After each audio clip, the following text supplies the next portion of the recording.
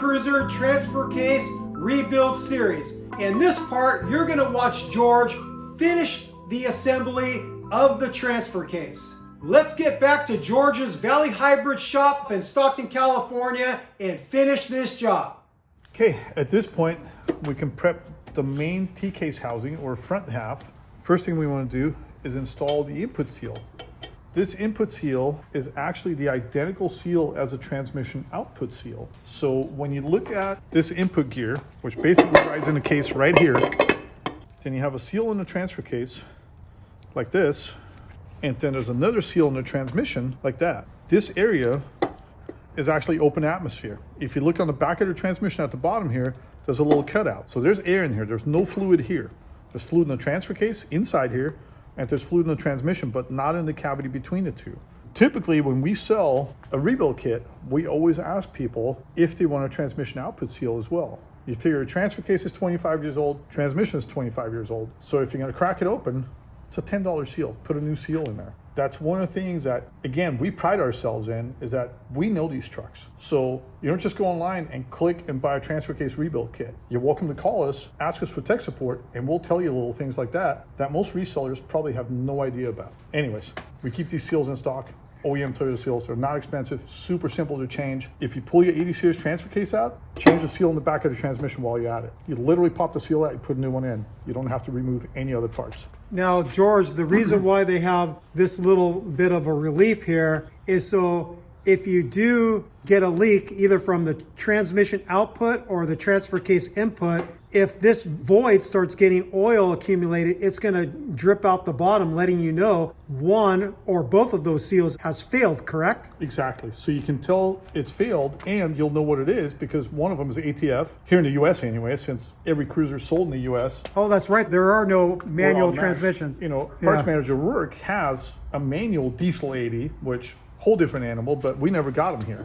You'll know immediately if ATF's leaking out, it's a back seal of transmission. If gear oil's leaking out, it's the input seal of the transfer case. Pretty uncommon leak. On the other hand, it's a $10 seal. It's really cheap insurance to make sure you don't have another 4-hour job ahead of you trying to change that seal out. Either way, little technical tidbits. So this seal we can drive in. We can just use a regular seal installer, same one we've been using all day, and you just go flush with it. Wipe off the excess. Make sure it's even all the way around. Feels great. Input seal is good, which brings us to the next seal. It's our shift lever. On this seal, there's a little bit of splash that comes up here. 99.999% of it is going to get blocked by this shaft anyways. I don't put any silicone on that one. You can if you want to. I usually just tap these in and call it good. This is what we call the hockey stick or internal shift lever. So again, we polish all this stuff on the wire wheel to make sure no defects, no pitting, no rust or anything. When I put these guys in, same thing, it's a moving part. I put some oil on it. The next guy who works on this in 20 years and is able to get that lever off without having to pound on it because it's rusted in place is gonna thank you for putting oil on it. He's not gonna know, but karma will. Slide it in here. You're gonna feel it bottom out against the seal. Just twist and push a little bit. Should push through very readily. Then there's a washer that goes on there. It's used as a spacer, as discussed earlier. And then if you look closely, you can see this little notch cut out of the hockey stick or internal shift lever. That corresponds with the little wedge bolt we talked about earlier. You can clearly see the flat spot on the bolt here. So when this guy sits in there, that little wedge is going to go against this flat spot and lock it in place in here. Slide this on, I always rotate a little bit, make sure there's oil all the way around. And I put some oil on here because as you saw during disassembly, we have to tap on it pretty good a couple times to get it out. Next guy works on it in 20 years, should be able to remove it without having to abuse it or screw up the threads or anything along those lines. So the pin side comes in from the front, the threads are at the back, and the wedge needs to be vertical towards the hockey stick, not horizontal. Has to get wedged this way. And you can wiggle them back and forth and it'll let you push it in that far. If you just have a little bit sticking out, you know you have it in the right spot. If it's sticking out 3/8 of an inch, then you're not lined up with the flat spot on the internal shift lever. Then lock washer and a nut, 12mm socket, and just snug it down. There you go. That will never come loose. Okay, the next item we're going to install in the main case is our little oil diverter, if you want, and a bolt that holds it in. I put a little bit of Loctite on this bolt. If that bolt falls out or that little oil baffle and it gets in the gears, we're gonna have a major problem. This little arm right here stops it against the case, and then this creates a funnel and directs oil through here and into the bearing here. It's just a 12mm socket. It's a fairly small bolt. This is an 8x125, but make sure it's snug. Front case half is almost ready.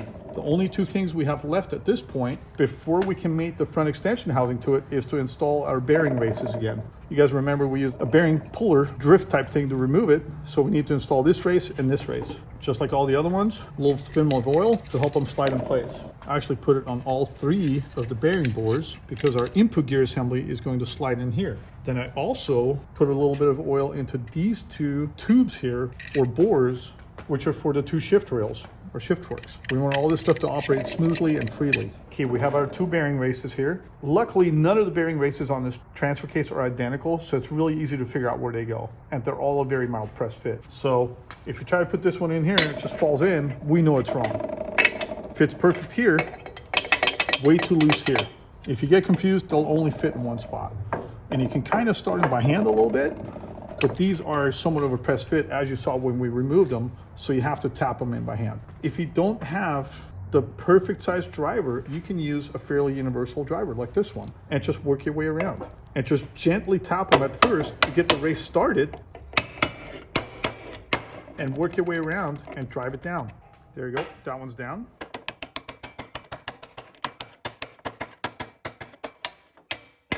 At a certain point, races in the bore far enough that it lines up right, and then you hit it and it slides the rest of the way down. And so those are just knocked in flush with the case? Yes. Yep, correct. Okay. They actually, if you put your finger on here, they're just slightly recessed, but that's why towards the end, slightly angle this guy. Important thing is obviously you don't want to hit this surface with anything. Doesn't matter if it's aluminum or steel or whatever. This surface needs to be pristine for the bearing to last. But on the outside here, on the edge, you can tap it, you can do whatever you need to do. So main case half at this point is ready to go. We're gonna grab a fixture really quick, and then we're gonna start on actually putting the case together. So this video isn't just about transfer cases, but it's also the, I guess, semi-official unveiling of this fixture that my 15-year-old son just built for us to make these transfer cases and make them easier to assemble. It was his first time bending tube and welding tube. I think overall, he did really well. This is to make my life easier because I build a lot of these cases. And at one point during the assembly, I always like to stand the cases up and drop the gear set down in from the top. You can build them on the bench by having them kind of laying down and sliding the gear set in. I like having them horizontal like this. The tricky part with that is if you don't have a fixture like this, then you have to support this guy here. Then you have to lower the main case down and then stack a bunch of 2x4s, which is how I used to do it in the past, and just kind of balance it out. My son made us this really cool fixture or jig, so now I don't have to worry about any of that, and the case just rests on it, and we can even bolt the case down on it. So we're gonna work on that next. First thing, that guy slides down on there. We can now assemble the front output housing to the main case. In case you don't have a fixture, we're gonna start without it, and I'll talk you through it, and then at one point we're gonna transfer it onto the fixture. Okay, we have our front case half ready to go. I wiped this surface down with some brake clean and a clean rag. Same with this surface. The surfaces on this have to be ultra clean. If there's any old silicone on here or grease or oil or any other contamination, you're not gonna get it to seal and you're gonna have a leak, especially since this case doesn't use gaskets. It's gasket in a tube. That's why this is called FIPG, form in place gasket, which is Toyota's term for silicone. And it's pink now. You can either put silicone on this side or you can put it on here. Doesn't really matter. I like going on this side because it's easier than working your way around these alignment dowels.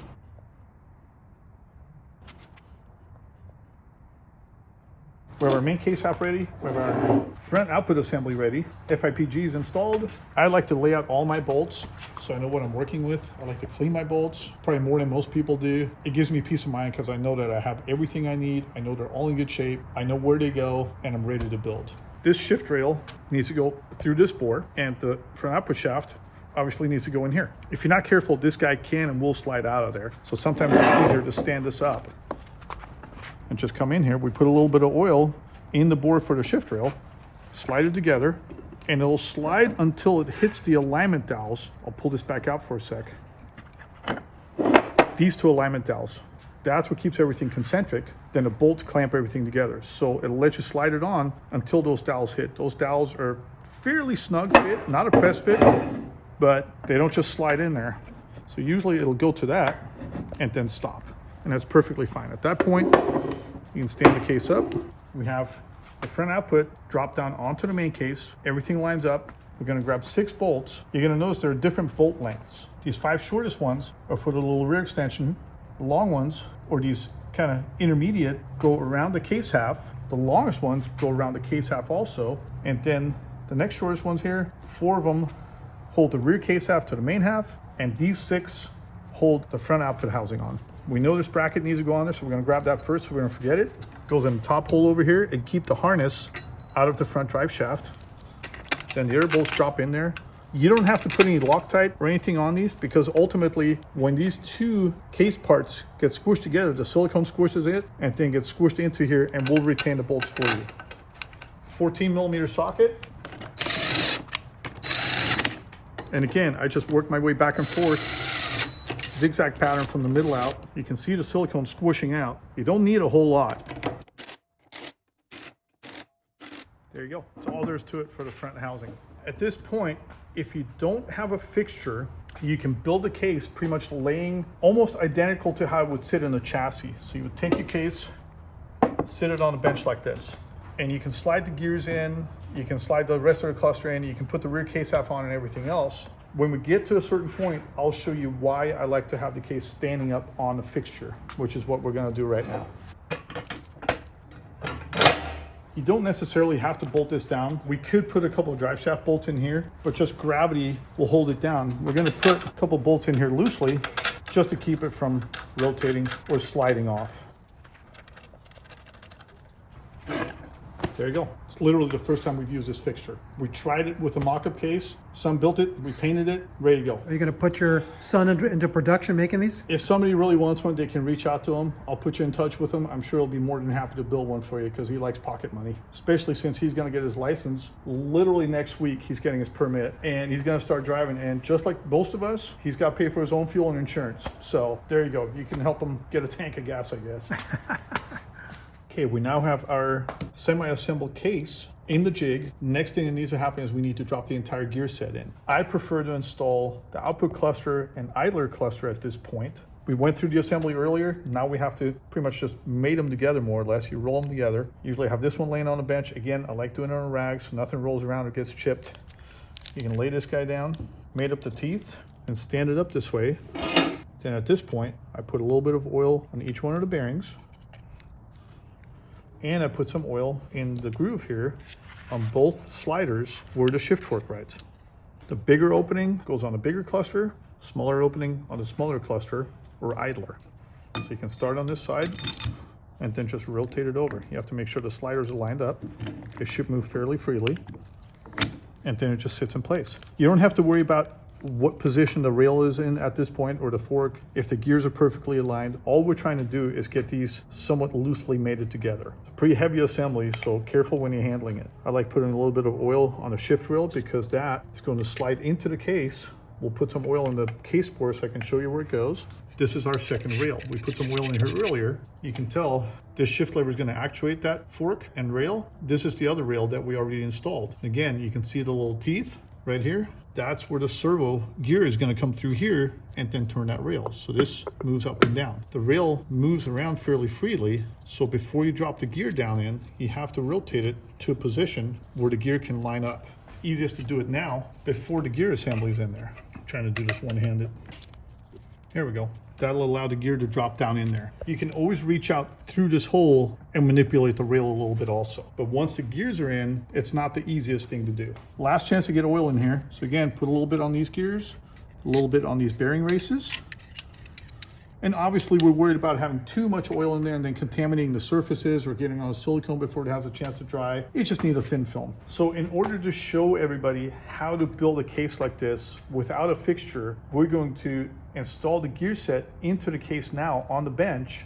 And then at that point, I'm going to install it in the fixture just for demonstration purposes. So you guys can see, hey, without a fixture, you sit the case on a bench like this, you have your cluster ready to go, and you slide it in. When you do install this cluster, things to keep in mind are that you have 4 things that need to line up. Your bearing for the idler needs to go into this bore. The shift rail right here at the end of it needs to go into the bore that we oiled to make sure we get proper movement. This cluster assembly needs to slide onto this shaft, and the shift lever needs to go into this slot on the shift fork. It all needs to happen in unison, so there's a little bit going on, but usually they go together okay. Okay, we have our cluster mated together, fork installed and ready to go. I found that it's easiest to have the fork and the sliders bottomed out against the gears at the front face of the case. So push the fork all the way forward. These assemblies are a little heavy, so be gentle, take your time, don't force it, be careful.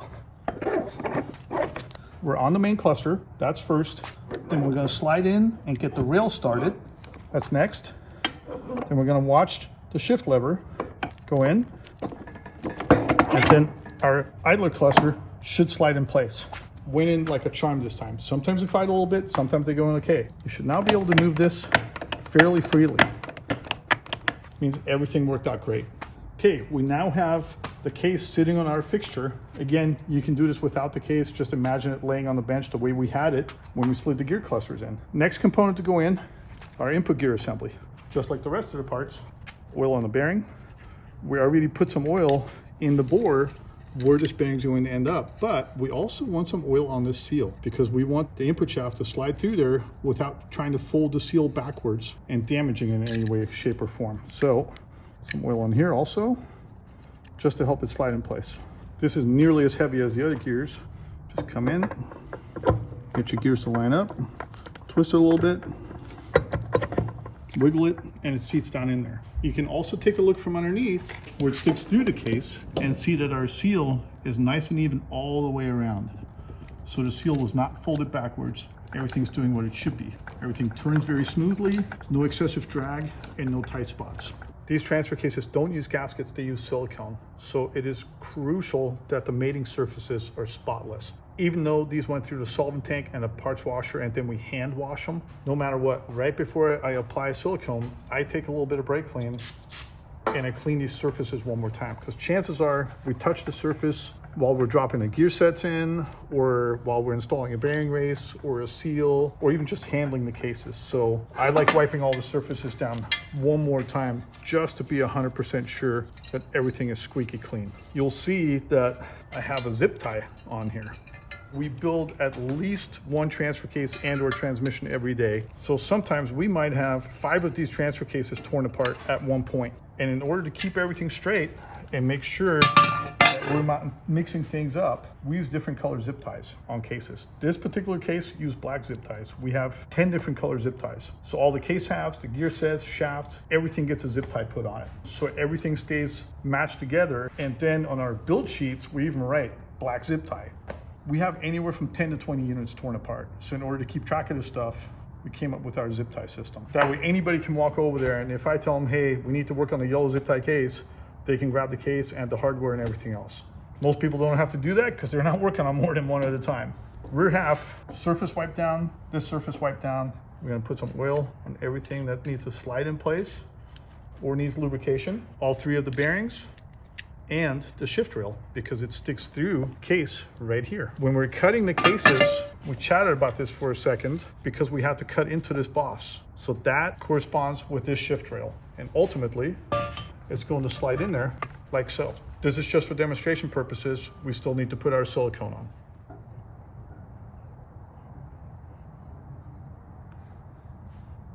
And you just have to make sure that there's a fairly even amount and a constant bead all the way along. Ultimately, when you tighten down the case, it's all going to squish itself into position anyways. And some of it's going to go to the inside of the case, some of it's going to come to the outside. The other thing that's important, this stuff takes a little while to set up, especially if it's cold out. So if you're working on a transfer case or a transmission that uses this type of silicone or a rear diff or any kind of silicone, I prefer to let things set up or let these sealers / silicone or FIPG set up for a minimum of 12 hours before I add fluids to the unit and before I drive them, unless it's an absolute emergency. Give it a chance to set up and harden before you put oil in there and possibly wash it away. There you go. Line it up with the shift rail, drop it down on there. settled most of the way down, including on our alignment dowels. Bearing slid in where it should. We'll put the bolts in just a minute and start tightening this down. Okay, now that we have our rear case half lightly in place, we need to install our bearing races, our oil screen, our shims, and the rear retainer. If you guys remember, when we took the rear case half apart, these bearing races slid out fairly easily. I was able to push them through with my finger. So put some oil in there. They need to be able to move. This is another reason why I like to use gear oil and not grease or assembly lube, because gear oil is so much thinner that, especially on these bearing races, they need to be able to move freely. If you use grease, the particles are so big that the races aren't going to move as easily. Same with assembly lube. Assembly lube's really thick, so it works great. It does its job. In this instance, I definitely prefer gear oil. Sometimes you can just spin them in place. Sometimes you tap them a little bit. And instead of using a big heavy hammer, sometimes I just use this guy and gently work my way around. I keep a little bit of pressure with one finger, and then eventually it'll slide into place. There you go. Same with the smaller race. Again, every single race in here is a different size, so it's really easy to figure out which one goes where. But if you tear the case apart and lay it out the way we did, it's really easy to match all the bearings up with what came out of the case. There you go. Slid right down. And you should be able to push these down fairly far. You know you've pushed them down far enough when they're below this surface, because if you remember right, we have to add some shims. And the shims are there to put enough tension on them. They're not too tight so they go bad, and they're not too loose where they can canter and the gears wobble and make gear noise. Now that we have our bearing races installed, we need to put the bolts in that hold the rear case half to the main case half. You'll see that there are 8 shorter bolts around this part, and then we're going to have, as discussed when we tore it apart, 5 really long bolts that go all the way through, and then 4 shorter bolts that only go through the rear extension housing and into the rear case half. So for now, we're going to focus on these 8. For some reason, Toyota decided to put 2 bolts in here that have a lock washer and a washer. All the other bolts just have a small lock washer. The 2 with the washers, one of them goes here. If you guys remember, we had one bracket on the back of the case here that goes on the very bottom with a washer bolt, and this is to hold the wiring harness for the speed sensor and keep it above the cross member. One bolt with the washer here, one bolt with the washer here. The other 6 work their way around.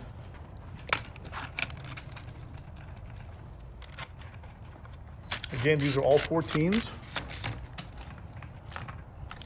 You have to tighten these bolts down some, because ultimately we need to squish the silicone out and get the case halves to mate down perfect in order to get the right shim height here. If this isn't tight, it's not going to show the right shim height here. Obviously, it's a little uncertain if your shim height is perfect because we don't have any bolts holding the case together here, and we can't until the rear extension housing's on. But having these 8 bolts should suck the case half down tight enough to keep it level. So at this point, we can try our shims and see if they still hold true from the original assembly. Lightly tap it in place, and you should feel that the shim is just a tiny bit higher than the case itself. When the rear case half gets tightened down, that is going to put some pressure on the bearings and create the preload on the bearings. We're not trying to compress the bearings, we're just trying to get preload. And you're putting the thinner shim on first and then the thicker one, right? Thinner shim on first. I usually do it that way because I want to tap on the shim a little bit. And the thin shim obviously would be more susceptible to impact and possibly distort. So I put the thicker shim on top, and that way I'm pushing on the thicker shim, not on the thin shim. I don't think it makes a huge difference, but it's one of those things, you start picking things up and doing them a certain way, and that's how you're gonna do them. Before you say, okay, let's put the rear on, we have to keep in mind, and again, this is why I like to lay things out. And I had some extra shims so you can disregard these, but our oil screen has to go on now. There's a hole in it for the tube to stick through. And then we have 2 little bolts, 10 millimeters, drop a Loctite. Again, we don't want these falling out. Sometimes these don't want to line up perfectly normal. It'll bolt down. It's just a metal tube trying to find its happy place. So get both of them started. 10 millimeter socket. Okay, that's tight. And during assembly, we talked about this, there's a small O-ring that goes in here that prevents any air leaks in here or oil leaks, and it holds the tube in place. You have to roll that O-ring on gently don't just push it on because it might cut on the sharp metal tube. Doesn't have to go all the way down in there. Ultimately, when the rear extension housing goes on, it'll push that O-ring into position. At this point, we're going to install our rear retainer plate. We talked about this during the passive oiling portion at the teardown. Again, there's a cutout here that lines up with a cutout up here. Oil splashes here, gets chucked up here, runs through this passage and goes through the bearing. This just sits on there. This is really the reason why I like to have the case horizontal like this versus sitting on the bench, because then your shims definitely want to fall out and the gears will settle down into the bearing and try to push the shim out. So being able to stand the case up, the shims can just sit in there and I can sit this part on without worrying about it sliding off. The bolts that go in here are 5 bolts. Use a 14mm socket. It's really easy to tell them apart because they have a 6 cast into them. They're the only bolts on this transfer case that have a number on them. That's a whole lot of thread. If you think about it, that gear set is constantly trying to thrust towards the back of the case. So if you use a shorty bolt there, over time it might either loosen them or stretch them or whatever. The thread length on these is quite a bit longer than most other bolts on a Toyota. Again, 14mm. I hold this down in place just so when you tighten it down, a shim can't kick out. And I go fairly slow when I tighten them up.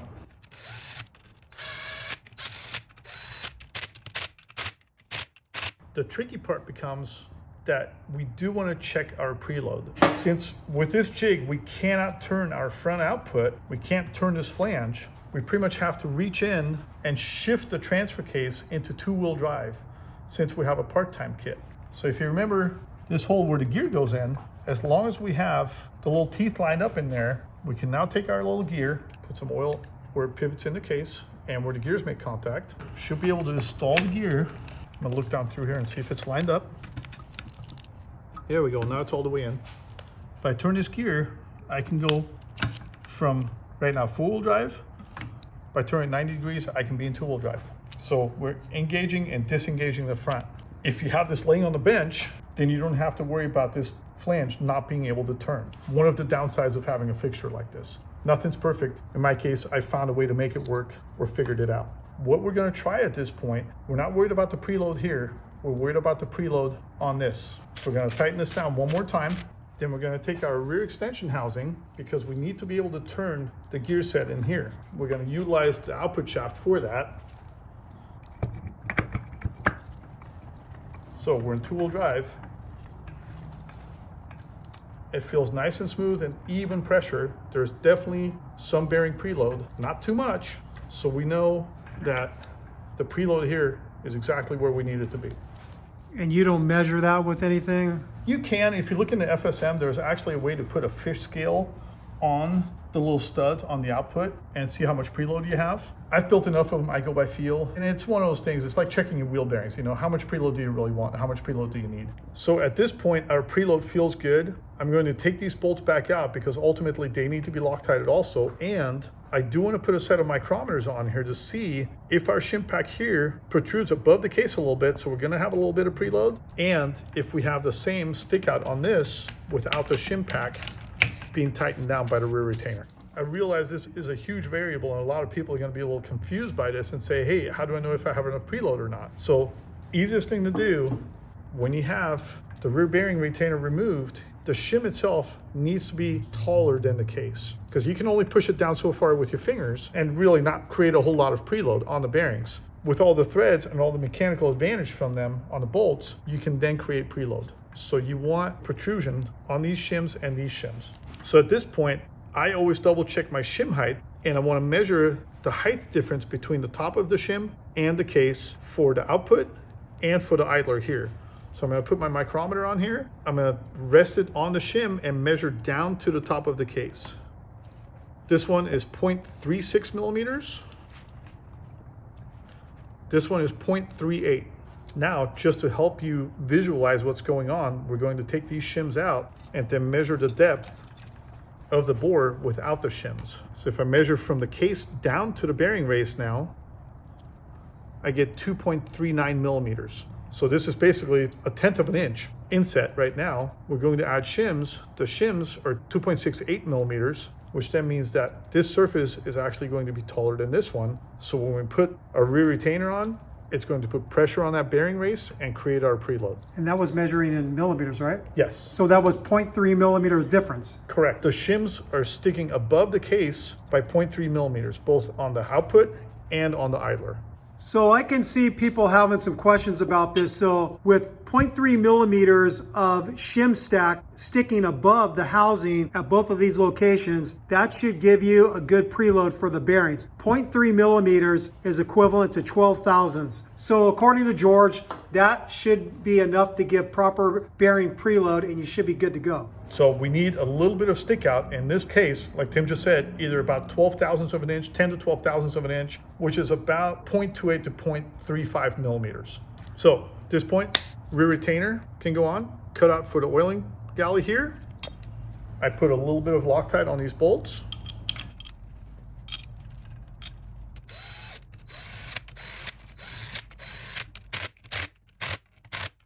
We're now almost ready to install our rear extension housing.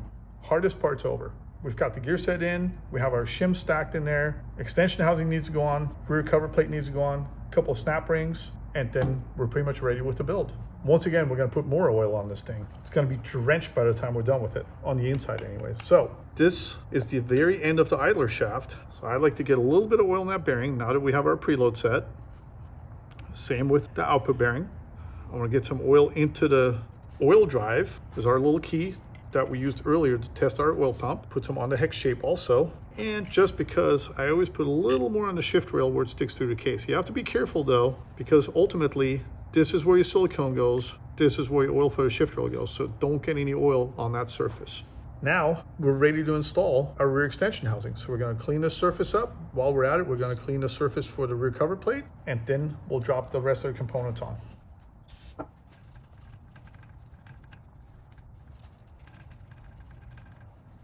Some of you guys might be wondering how we get the cases so clean. They go through the solvent tank, we scrub them in there, we let them run in there for a couple of hours just to break everything free and crack it loose. Scrub them by hand in there, then you go through a parts wash. We hand wash the cases. Between being in the solvent tank and going in the big parts washer, we remove all the silicone on a wire wheel typically. And then when the cases are done in the wash, after a hand wash, we let them dry and then we paint them. The cases, since they're aluminum, they typically stain fairly heavily. And since there are baffles in here and oil splash guards, I hate to put these cases in a bead blaster because it's just about impossible to get all the blasting media out of there. I would not recommend putting these in a bead blaster. You can do a vapor hone, you can probably dry ice blast them, but a bead blaster or a sand blaster would be a horrible idea for one of these cases. You'll never get all the blasting media out and it'll damage the case in a very short amount of time. So if you're worried about the appearance, do like we do and just paint them. Okay, let's get the rear extension housing on here. Again,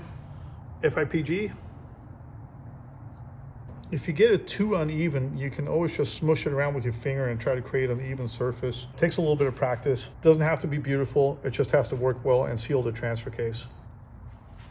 That looks pretty good all the way around. We'll clean this surface one more time. Actually, good thing we checked because we have a couple drops of oil on here. That would have definitely been a potential issue. If you have oil on the surface, silicone will not set up properly. We're good to go there. Again, we do not need to install the viscous coupler because we installed the spool in part-time kit. So no need to drop that in. The snap ring stays out. You can put a little bit of oil on the oiling tube and again on the splines that are driven by the spool. Where you put some oil in here, but can't hurt to get a little more in there. Where our little oil drive key is going to drive the oil pump, and we're ready to drop the rear extension housing on. These are pretty straightforward. They're pretty lightweight without the viscous coupler, and then nothing can fall out, so you can just grab it by the end, line it up gently. Might have to twist it a little bit. It should drop down most of the way.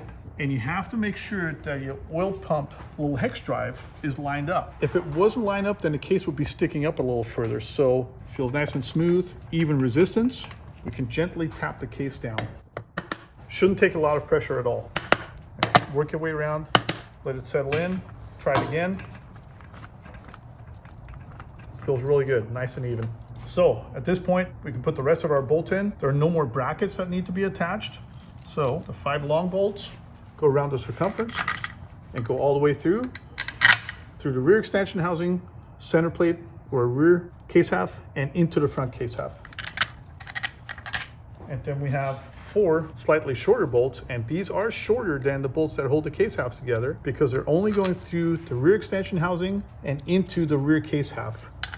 If they're longer than that, they'll bottom out and possibly crack the case and put material down into the main case. Again, these are 14s. Gently work your way around. When you start to see the silicone come squishing out, turn your gear stick again. Try it. Should feel nice and even and smooth.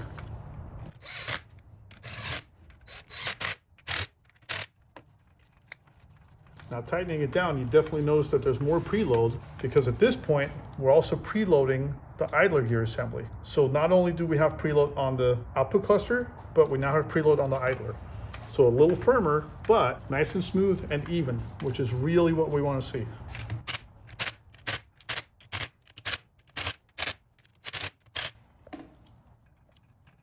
That feels really good. Don't be scared to have some preload. You have to have bearing preload. If you feel, oh man, this is so hard to turn, it's not. It's just like wheel bearings. They're a tapered bearing, they're a good sized bearing. You have to have some preload. So have faith in your measurements, have faith in your original shims. As long as everything feels good and it's smooth and even, that's what you want to achieve. If it's notchy and you have to force it or you can't turn it this readily by hand, definitely too much preload. Then you need to take it back apart, check your preload, check your shims, make sure your races are seated all the way in. Usually it's an issue with the races not seated properly in the case itself. The next step is to install our very last snap ring. This is a snap ring that goes around the rear bearing on the input assembly. The input assembly right now is sitting too far down into the case. So you have to reach underneath, push up on this gear a little bit. So you can gently tap it. In this case, it's a little stubborn. Gently tap it with a hammer and rock it up. It doesn't have to go very far. You're not going to hurt that shaft. It's hardened material. But you want to take a look at this bearing now and see if you can see the snap ring groove. We actually pushed it up a little too high, which is perfectly fine. It'll be easier to get the snap ring in place. Sit your snap ring on there, put your pliers in, spread it out, and see if you can get the snap ring down in there. Other pliers might be easier.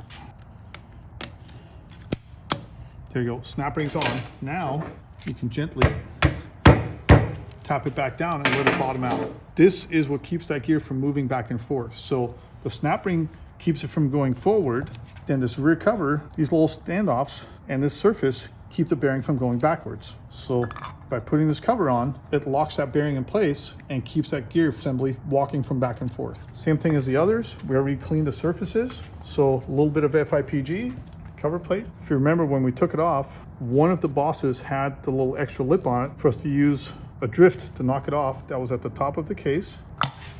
And they only line up one way. These holes are not evenly spaced, so you can't Get it on wrong. You cannot install it wrong. More 14mm bolts.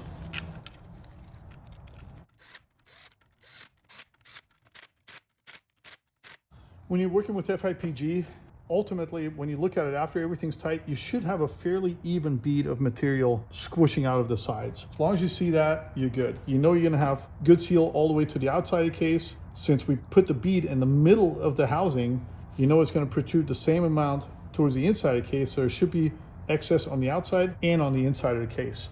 So we should achieve a perfect seal. You'll never have an issue with it leaking. Okay, at this point, as you can see, we have the rest of our parts laid out. There's really not much left. We have our drain and fill plug, so we might as well pop those on. We changed these to the 10mm Allen style plugs. I'm not a huge fan of the 24mm hex plugs. It's a really shallow head. Some oil change places or mechanic shops might not have a 24mm, so they use a 1-inch socket and strip them out. With this, 10mm T-handle works perfect, and you need one anyways for the oil relief valve. We switch over to these on the diffs, on the transfer case, on the transmission and everything, and I always tell my customers, just carry a 10mm Allen wrench in your glove box or carry one of these T-handles. We're gonna put the fill plug in, and obviously you always want to use a new crush washer. It's an aluminum crush washer that really creates the seal. Just to make sure we're not gonna have a leak, I always put a tiny bit of silicone on the threads. Most likely not needed. I'd rather not have a leak. And it helps glue this plug in place. So even if it comes loose, it's not gonna fall out.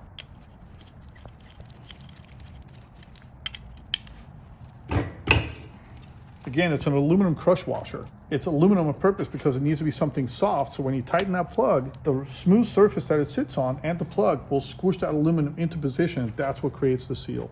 So since we have our T-handle, we can now deal with our oil pressure relief valve. When we tore the case apart, we tried to remove this sleeve and it didn't come out. Even in the parts wash, it didn't come out. Perfectly fine. We cleaned it up really good, double checked it, it's still in there. So we have our check ball, same size for our detent and for the oil pressure relief valve. Check ball goes in, it just pops in there. Then the spring, you're gonna have two springs left over. There's one that's slightly longer with heavier coils and then slightly shorter with smaller coils or smaller diameter wire. The smaller spring is for the oil pressure valve. The bigger spring is for a high neutral low detent. We're gonna use that later when we get to the top of the case. We're gonna use some FIPG on the threads on the cap for the oil pressure valve. This one does not use a crush washer. Put that on our T-handle, grab the small spring. Spring goes into the valve to put pressure on the check ball. And then you just tighten up the plug. Done here, got our other plugs in. We do have one more little plug on the back here. So one of the 4 Torx plugs that we have needs to go in the back of the case. I always put, again, a little bit of FIPG because there's no crush washer or anything on these. So we can thread that in. Snug that up.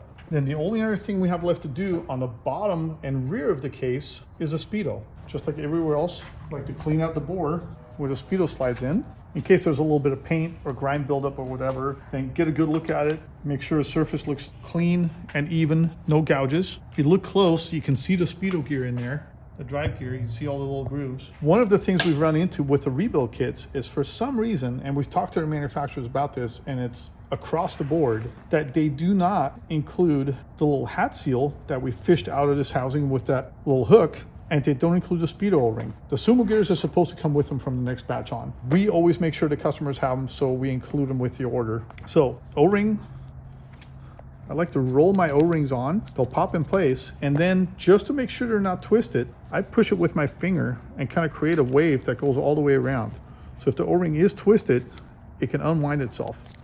If it has a twist in it, then it's more likely to get caught and cut during installation. So take a minute, squish your O-ring all the way around, make sure it's seated in nicely. Then to install this seal, there is a side that has a spring on it and then kind of a smooth rubber side. The spring on any seal always gets submerged in the oil in whatever cavity it's in or whatever mechanical unit it's on. The spring always goes on the oil side. So this will be the inside, this is the outside.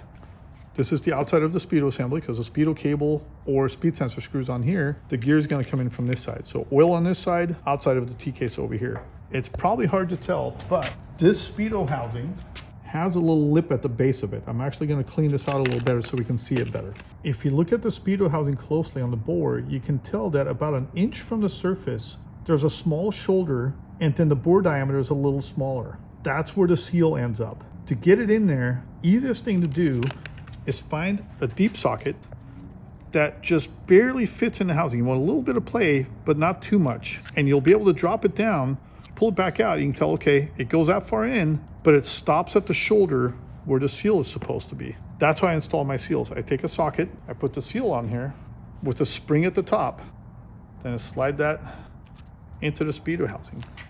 At this point, that seal is gonna stop at the shoulder, so we're gonna have to take this and tap it down a little bit. Again, I put it on a rag so it doesn't get cold, and I put my fingers on the outside right up against the Speedo so I can feel how far down it goes. If we take another close look at it, you can tell that it only needs to be pressed in about 1/4 of an inch. So we only need to go about 1/4 of an inch in. And then you can hear it physically stop. And I was able to tell by the movement of the socket how far it went down in there. If we look now, we can see that the end of the seal is even with the shoulder in there. And so you can't drive that in too deep. If you use a too small socket, you can drive it in too deep, and then the seal will bottom out and actually collapse on the inside, and you won't be able to get your Speedo gear in. You know, it's only about an inch in. Okay, now we're ready to pop our Speedo gear in. A little bit of oil because this thing's gonna move, and it needs to slide in place into that seal. We don't wanna damage the seal during installation. Twist it, it's gonna come to a stop right at the beginning of the seal. Push and twist, and it'll pop in place. Should turn nice and smoothly. And now, hopefully you didn't lose your little G clip. You look at this guy, the line on the G needs to go into the cutout in the aluminum housing. So line it up, and just push. And then try it. The gear should be able to move back and forth about 1/16 of an inch. Should still turn freely. Now your Speedo is ready to go. Almost no parts left at this point. I like to put a little bit of FIPG on these guys. Just a really thin film to help it slide in place so the O-ring doesn't get cut. Maybe we'll do a little more. And if there is a little tiny defect, then the FIPG will make up for it. If you look at this closely, you see the little tab. There's a slot in the side of the Speedo housing, and we have a retaining tab, which is going to go in here and retain it in the case. This retaining tab gets bolted on right here. You can see how it protrudes in here, which basically ended up in the slot in the Speedo housing. So line that up. You should just be able to wiggle into place. Then a lot of times what I do, once I have it that far in, I put my tab on there just to make sure we're lined up, and then just push. It'll go in too far. Pull it out a little bit, grab your bolt. I put a little bit of Loctite on it. Put your tab in place.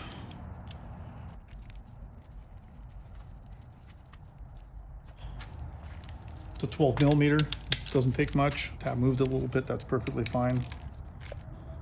Tighten that up, maybe push on that one more time. Speedo's done. Okay, so one of the things we have left over, or three of the things, are these bolts. They're 8x125s, just under an inch long with a built-in washer and lock washer. They go in the rear extension housing. When you take your T-case out of the truck, depending on the year, there should be a tin shield on here that kind of wraps down and around that protects the wiring harness slightly and the Speedo. We're just gonna put these bolts in place so when this transfer case is installed, in case the bolts are lost or he doesn't have the right ones or whatever, the bolts are there. They serve no other purpose. If your case doesn't have the provision for them or doesn't have the splash guard, not a big deal. Nothing to stress about. So now we can rotate the case around and deal with the top of it. Remember our breather fitting that we took out to make the cleaning process easier? At this point, we can knock that back in. Tiny bit of FIPG.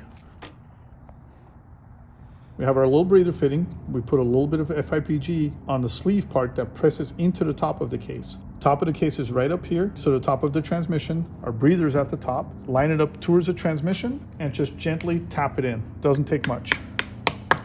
FIPG will keep it in place, and our breather line will get hooked to this and then over to our servo motor.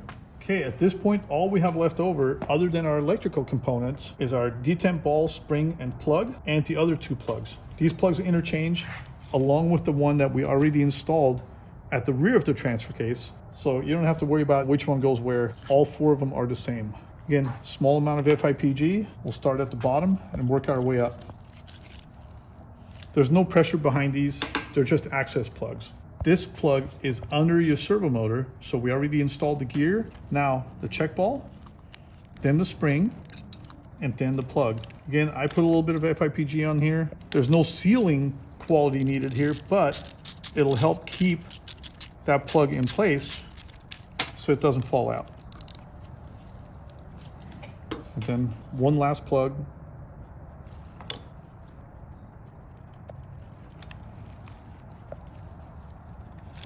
And that's pretty much it as far as the mechanical assembly of the transfer case goes. The only items we have left at this point are our three pressure switches. And if you remember, there were two different types. One of them goes in the front, the matching one goes directly in line with it. Then the one that has a different connector goes in here. And we have our servo motor. I typically don't get too carried away cleaning these servo motors other than cleaning the surface really well. I don't want to get any contamination in here. I don't want to get any liquids in there, fluids, cleaners, solvents, any of that stuff. There's a little breather valve in here, or breather port, that I'm sure you saw a breather line when removing the transfer case from the vehicle. These guys I'd leave alone. They're susceptible to moisture and then corrosion issues, so just clean the surface and get ready to install it. Again, the servo motor sits on there like so in this orientation. Generally speaking, I do not install the switches or the servo until I have the transfer case on a jack ready to install. It's really easy to damage the connectors or the wiring during transportation or while handling the transfer case. You're dealing with 25-year-old connectors and wiring. The last thing you want to do is pinch it in something and then have to find another servo or another switch or whatever. So I leave them out until I go to install the transfer case. Once it's on the jack, the last thing I do is install my servo, I install my switches, I put my wiring retainers back on where they belong. This one goes here, this guy goes right up here and it'll lay out there. You can't really goof it up, especially if you took pictures, as we mentioned, and then you can install the case. Bolts prepped, we'll prep the servo motor, and then that will get installed right before installing the rebuilt transfer case into the vehicle. All right, we are all done with rebuilding and modifying this FJ80 transfer case. The model, what is it? HF2AV for viscous coupler, which was part of the modification that's no longer existent. So if you guys have bore with us through this entire video, I know it's a lengthy video, it's fairly technical, it's not a beginner transfer case, but obviously it can be done by somebody with mechanical aptitude, some good tooling, and a decent place to do it, and some patience. Modifications again included a full rebuild, we did a low range gear set, we did a high range underdrive, and a part-time kit. So about as modified as you can make one of these transfer cases. Just like when I was working with Nick at Yoda One Performance, learning how to rebuild an R1 50F transmission, this was a load of information and a load of learning. I learned a ton.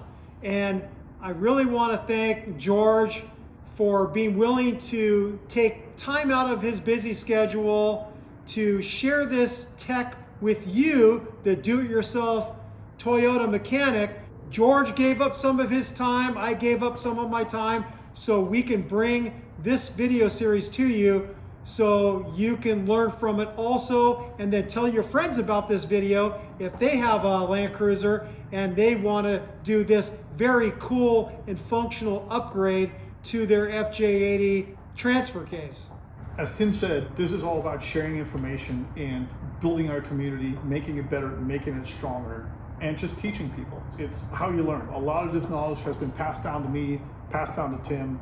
It needs to be passed along. It should be shared. And as you can see, yeah, it's fairly technical, but it can be done. And yeah, we took a day out of our lives, but in the long run, it's going to pay dividends for everybody.